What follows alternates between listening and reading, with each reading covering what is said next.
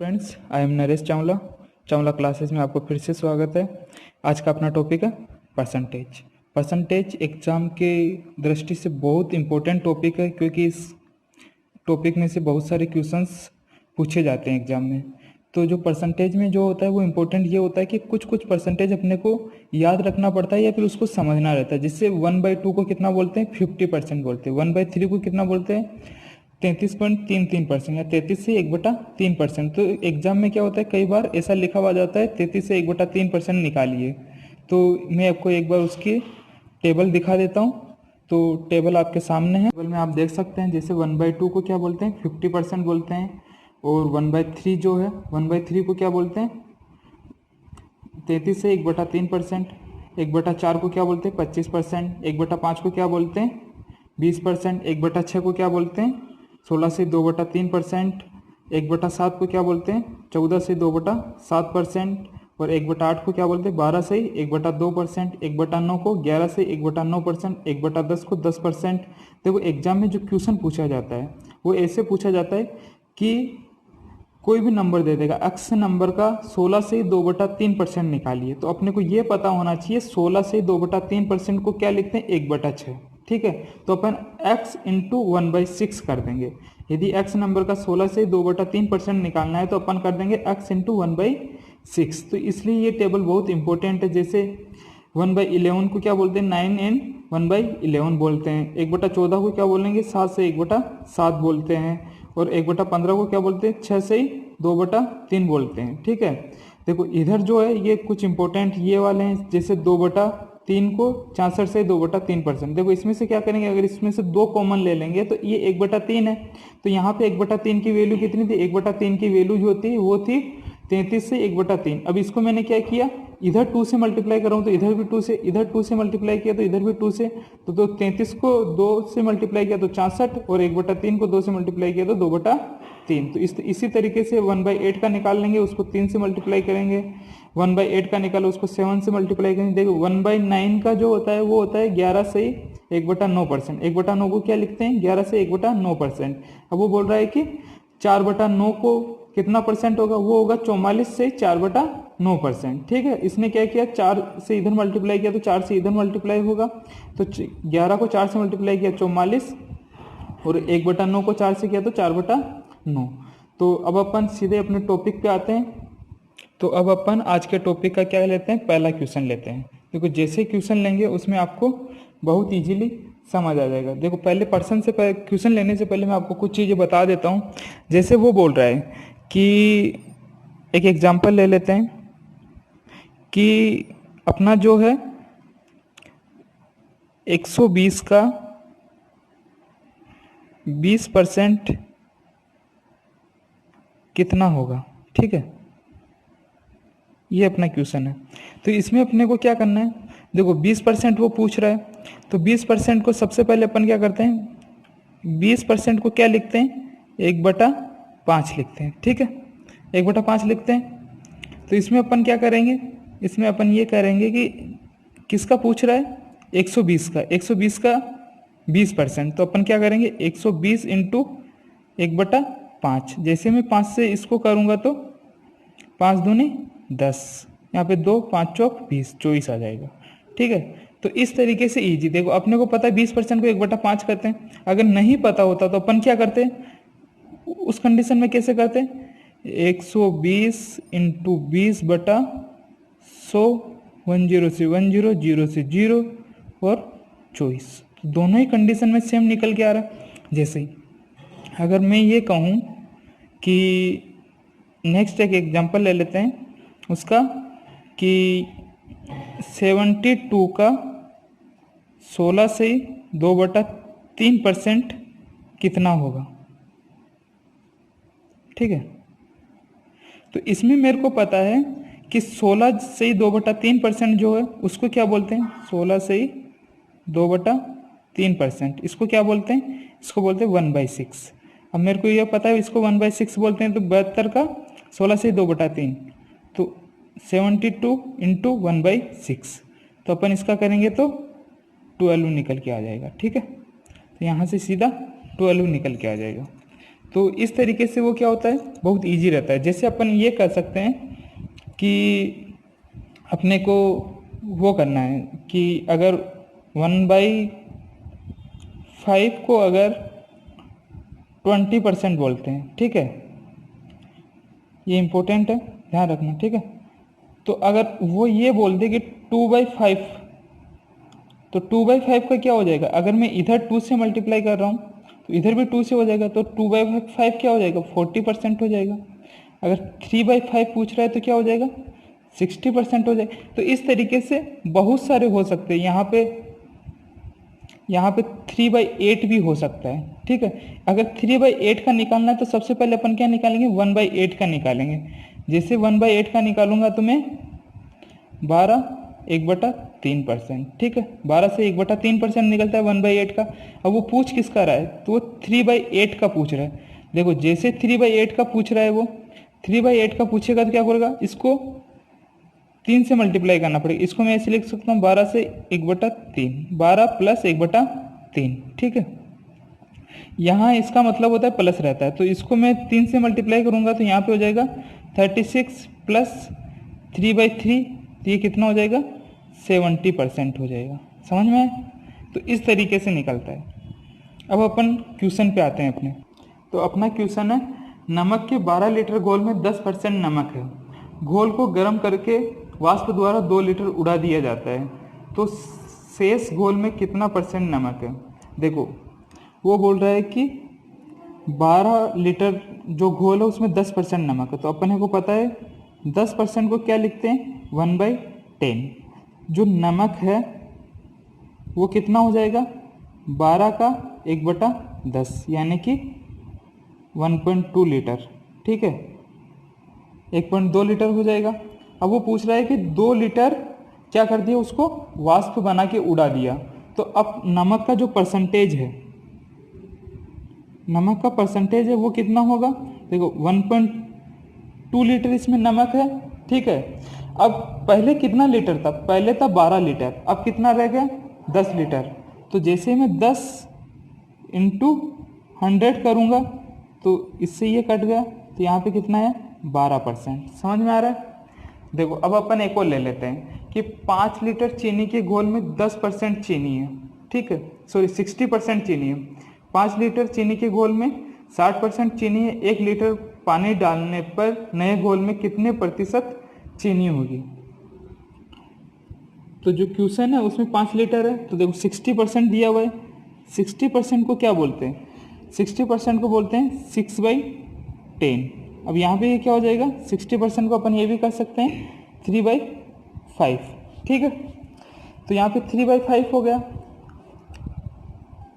इसमें से ये बोल रहा है कि यहाँ पे जो था 5 लीटर, तो देखो यहाँ पे टोटल घोल 5 लीटर है, उसमें से 3 लीटर क्या हो गए, 3 लीटर चीनी हो गई। समझ में आ रहा है? अब उसमें क्या किया, अब मैं इसका ऐसे निकाल सकता हूँ, जैसे कि पहले टोटल 5 लीटर था, 3/5, तो यहाँ पे कितना लिख गया, 3 लीटर, ठीक है। 3 लीटर क्या हो गई, चीनी हो गई। ये किसका था, चीनी का, ठीक है। अब उसमें पानी मिला रहे हैं तो चीनी की जो क्वांटिटी थी, उसकी जो मात्रा थी, वो तो अभी भी 3 लीटर ही रहेगी, ठीक है। वो तो घड़ी उसमें ज़्यादा हो रहा है ना ही कम हो रहा है, ठीक है। तो अपना जो अब ये है कि 1 लीटर मिलाने पर ये क्या हो जाएगा कि अब जो परसेंटेज निकल के आएगा वो निकल के आएगा कि 3 लीटर चीनी है, पहले 5 लीटर था, अब कितना हो गया, 6 लीटर हो गया। तो 6 लीटर में से 3 लीटर चीनी है, उसको क्या करेंगे, परसेंटेज निकालना, तो 100 से मल्टीप्लाई, तो यहाँ पे कितना हो जाएगा, 50% निकल के आ जाएगा, ठीक है। तो यहाँ पे जो इसको ऐसे भी देख सकते थे कि जैसे 3 को करूँगा, 3 से ये कितनी बार कटेगा, तो इसको 1/2 कर सकता हूँ। यहाँ पे जो 1/2 होता है, 1/2 को कितना % बोलते हैं, 50% बोलते हैं। तो इसको डायरेक्टली अपन कर सकते थे, ठीक है। तो अपन नेक्स्ट क्वेश्चन लेते हैं। तो नेक्स्ट क्वेश्चन ये है, एक चुनाव में 2 उम्मीदवार थे, उसमें से कुल मतदाताओं में से 10% ने अपना, तो क्वेश्चन ये है कि एक चुनाव में 2 उम्मीदवार थे, एक उम्मीदवार ने कुल मतों का 56% मत प्राप्त किए तथा 7200 मतों से जीत गया। कुल मतों की संख्या ज्ञात कीजिए। देखो यहाँ पे जो थे वो उम्मीदवार 2 थे, ए और बी। ए को कितना मिला, 60% मिला, ठीक है। तो अगर इसको 60% वोट मिले हैं तो इसको कितना मिलेगा, इसको 44% मिलेगा, ठीक है। और ये जो जो जीत रहा है, ठीक है, ये वाला ए वाला, वो कितने परसेंट से जीत रहा है, ये जीत रहा है वो 12% से, ठीक है। लेकिन अगर मैं वोट की बात करूं तो वोट कितने ज़्यादा मिले हैं इसको, 7200 वोट ज़्यादा मिले हैं, ठीक है। कितने वोट ज़्यादा मिले, 7200 वोट मिले, ठीक है। अगर 12% बराबर 7200 है तो टोटल वोट कितने पड़े थे, टोटल वोट कितने पड़े थे, 100%, ठीक है। 100% अगर अपने को निकालना है तो अपन क्या करेंगे, 7200 डिवाइडेड बाई 12 से डिवाइड करेंगे और 100 से मल्टीप्लाई करेंगे। इससे करेंगे तो ये 600 टाइम कटेगा, तो यहाँ पे 100% जो वोट है वो कितने हो जाएंगे, इसको 60,000, कितने हो जाएंगे, 60,000 कुल वोट हो जाएंगे, ठीक है। यहाँ पे जो मत है वो कितने हो जाएंगे, 60,000 हो जाएंगे। समझ में आ रहा है, बहुत इजी तरीके से तुम्हें करना है क्वेश्चन को सॉल्व। देखो अपना नेक्स्ट जो क्वेश्चन है वो है, अनीता को एक परीक्षा में उत्तीर्ण होने के लिए 33% अंक प्राप्त करने थे, उसने 21% अंक प्राप्त किए तो 18 अंकों से अनुत्तीर्ण हो गई, ठीक है। देखो पास होने के लिए जो था वो था 33%, ठीक है। 33% अंक उसको लेकर के आने थे, है ना, लेकिन वो लाई कितनी लेकर आई, सिर्फ 21%, ठीक है। उसको सिर्फ 21% अंक जो है वो प्राप्त हुए, ठीक है। और वो कितने नंबरों से अनुत्तीर्ण हो गई, वो 18 नंबरों से, ठीक है। 18 नंबरों से अनुत्तीर्ण हो गई तो उसका जो पूर्णांक है वो तो 100% का होता है, तो अपने को 100% निकालना।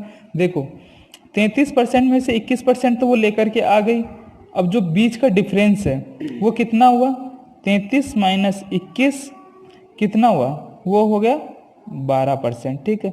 तो वो 12% अगर नंबर और ज़्यादा ले आती तो वो पास हो जाती। तो वो कितने नंबर और लाने थे उसको, 18 नंबर और लाने थे, कितने थे, 18, ठीक है।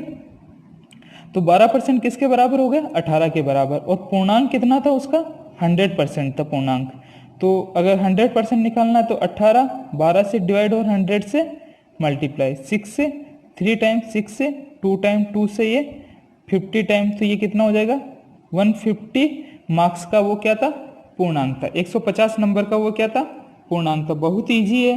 देखो इसी तरीके का एक नेक्स्ट क्वेश्चन है, वो भी बहुत अच्छा क्वेश्चन है। देखो एक परीक्षा में एक विद्यार्थी ने 25% अंक प्राप्त किए, वह 66 अंकों से अनुत्तीर्ण रहा, ठीक है। इस परीक्षा में दूसरे विद्यार्थी ने 44% अंक प्राप्त किए, तो वह उत्तीर्ण होने के न्यूनतम अंकों से 48 अंक अधिक प्राप्त किए। तो पूर्णांक तथा अनुत्तीर्ण अंकों के न्यूनतम अंक ज्ञात कीजिए, ठीक है।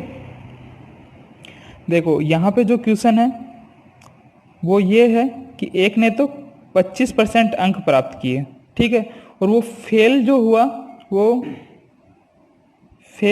कितने नंबर से फेल हुआ, वो हुआ 66 नंबरों से, ठीक है।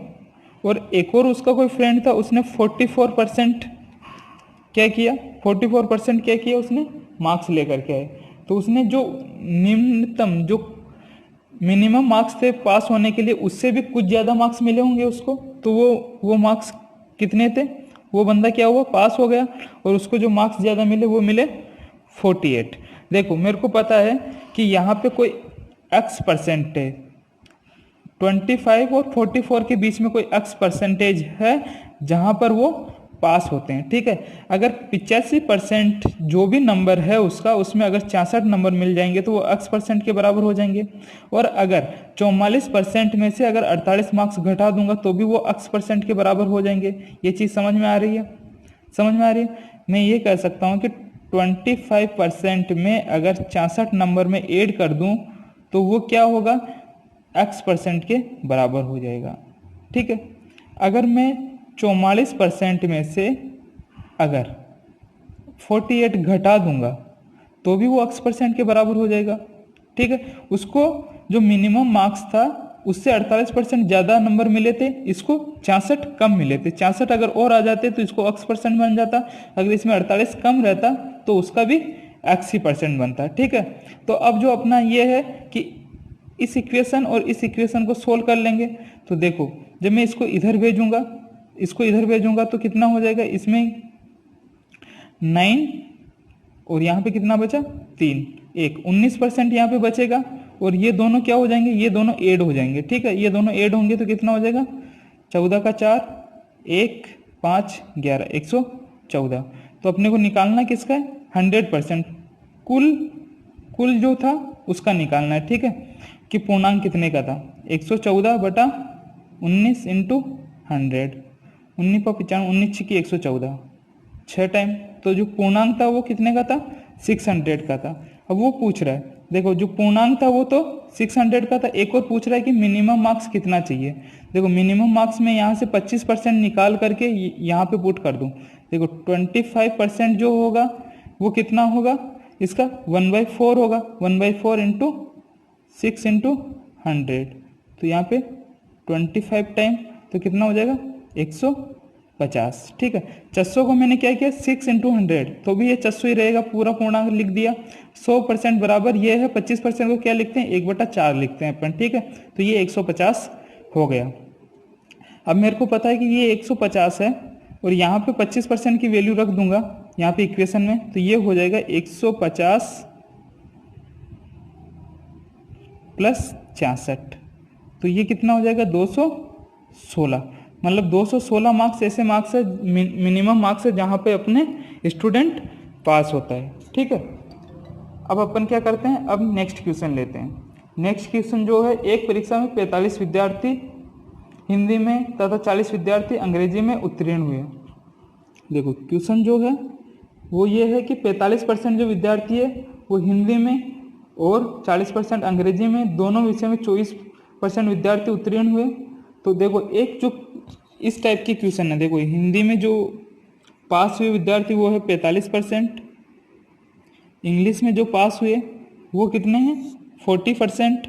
ठीक है, हिंदी एंड इंग्लिश जो दोनों में ही पास हो रहे हैं वो कितने हैं यहाँ पे, 24%।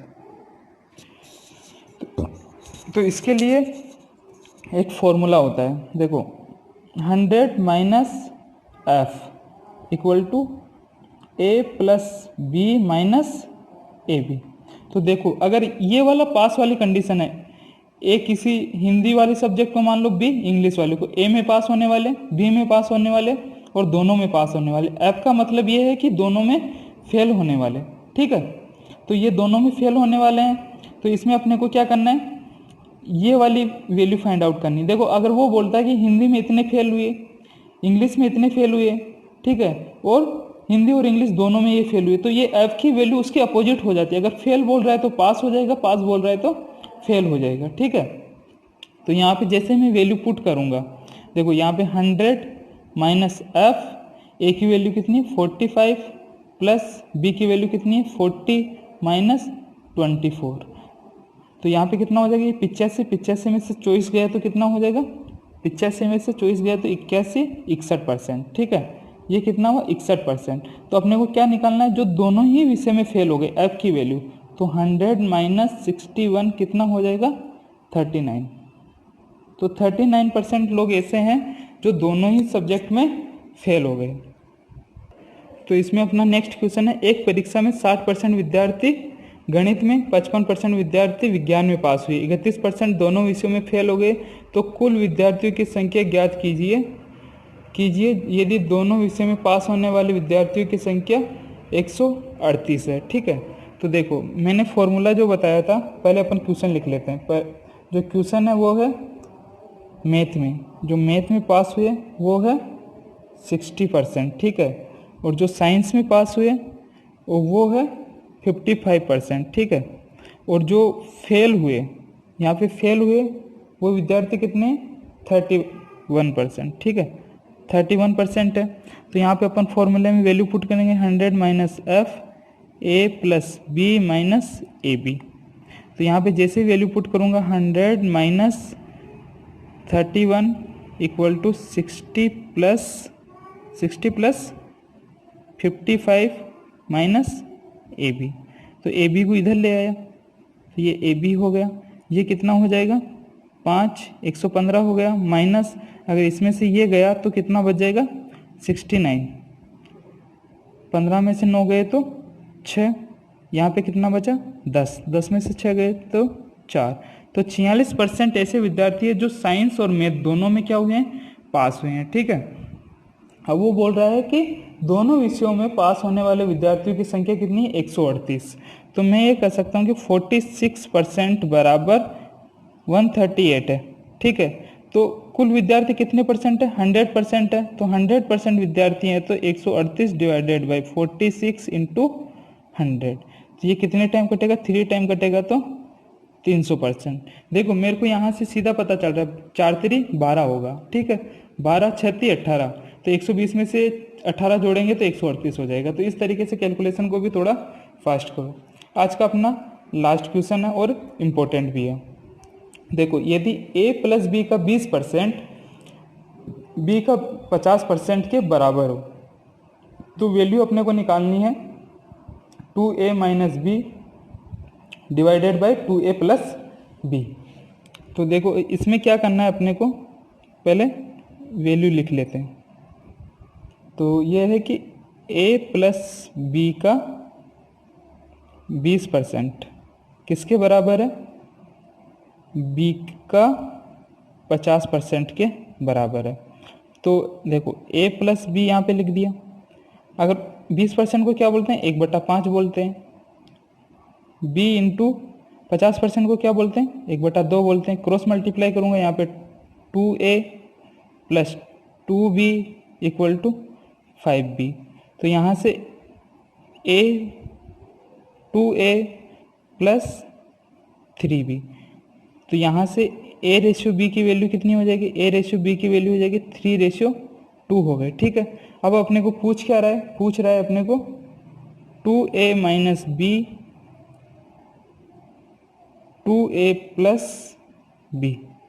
ठीक है, तो यहाँ पे a और b की वैल्यू पुट कर दूँ, 2 इंटू ए की value 3 minus 2 divided by 2 into 3 plus 2, तो यहाँ पे कितना हो जाएगा 4 हो जाएगा, यहाँ पे कितना हो जाएगा 8 हो जाएगा, तो वैल्यू कितनी आ जाएगी 1/2 आ जाएगी। 3 दूनी 6 और 2 8 हो जाएगा, 3 दूनी 6 में से 2 गए तो 4, 1/2 हो गया। तो इसका आंसर कितना आ गया, 1/2 आ गया। तो अपना नेक्स्ट क्वेश्चन है, एक व्यक्ति अपने वेतन का 12 से 1/2% दैनिक प्रयोग की वस्तुओं में व्यय करता है तथा शेष का 30% मकान किराए पर। इस प्रकार उसके पास 2,940 रुपये शेष रह जाते हैं, उसका वेतन कितना है। ठीक है, तो देखो जो अपना क्वेश्चन है वो बहुत इजी। माना कि उसके पास जो वेतन है वो x है। ठीक है, वो बोल रहा है उसके पास वेतन कितना मान लिया मैंने, x वेतन मान लिया। ठीक है, वो जो बोल रहा है 12 सही 1/2% किस में हो जाता है, दैनिक उपयोग की वस्तु के खर्च में। तो इस परसेंटेज को क्या बोलते हैं, 1/8 बोलते हैं। ठीक है, और जो 30% है वो मकान के किराए में खर्च हो जाते हैं, इसको कितना बोलते हैं, 3/10 बोलते हैं। देखो जो मैंने बताया था स्टार्टिंग में वो कैसे यूज होता है। ठीक है, तो देखो मैं ये कह सकता हूँ कि उसका वेतन x है, उसमें से उसने 1/8 खर्च कर दिया, तो उसके पास बचा कितना, 7/8 बच गया। ठीक है, 8 रुपये में से 1 रुपये खर्च कर दिया तो 7 बचा, यानी कि 1/8 में से अगर उसने 1 में से 1/8 खर्च कर दिया तो बचा कितना, 7/8। ठीक है, उसने 3/10 खर्च कर दिया। ठीक है, मकान किराए पर, शेष यही बचा, शेष उसके पास x का 7/8 बचा। ठीक है, अब उसने 3/10 खर्च कर दिया तो बचा कितना, 7/10 उसके पास फिर बच गया। ठीक है, अब उसके पास में शेष कितना बचा, शेष जो बचा वो बचा उसके पास में 2,940 रुपये। ठीक है, तो अब मैं क्या करूँगा, x की वैल्यू फाइंड आउट कर लूँगा, ये ऊपर चला जाएगा, ये 80 हो जाएगा, 2,940 डिवाइडेड बाई 7 इंटू 7। देखो 7 से ये कट करूँगा तो 7 चौक 28, 7 दूनी 14, 7 चिंग 42, तो कितना हो जाएगा 4800 रुपये। तो जो उसका वेतन जो था वो 4800 रुपये हो गया। देखो x उसका वेतन मैंने माना है। ठीक है, उसके बाद में मैंने क्या पढ़ा क्वेश्चन में कि 12 से 1/2% दैनिक जीवन की उपयोग की वस्तुओं में खर्च कर चुका है और 30% शेष का तो शेष कितना बचा, 7/8 बचा, 1/8 खर्च हो गया तो शेष का 3/10 खर्च कर चुका है। तो अब शेष कितना बचा, 7/10 बचा। और उसके बाद शेष रुपए कितने बचे, शेष रुपए 2,940 रुपये बचे। तो इसको जब मैंने सोल्व किया तो x की वैल्यू 4800 आ गई। तो बहुत ईजी है परसेंटेज। इसका नेक्स्ट पार्ट भी मैं लेकर के आऊँगा जिसमें और अच्छे क्वेश्चन होंगे। अगर वीडियो आपको पसंद आई हो तो इसको लाइक करो, अगर चैनल को सब्सक्राइब नहीं किया हो तो प्लीज़ इसको पहले सब्सक्राइब करो और अपने फ्रेंड्स को शेयर करो ताकि उनको भी इस चीज़ का प्रॉफिट मिल सके। धन्यवाद।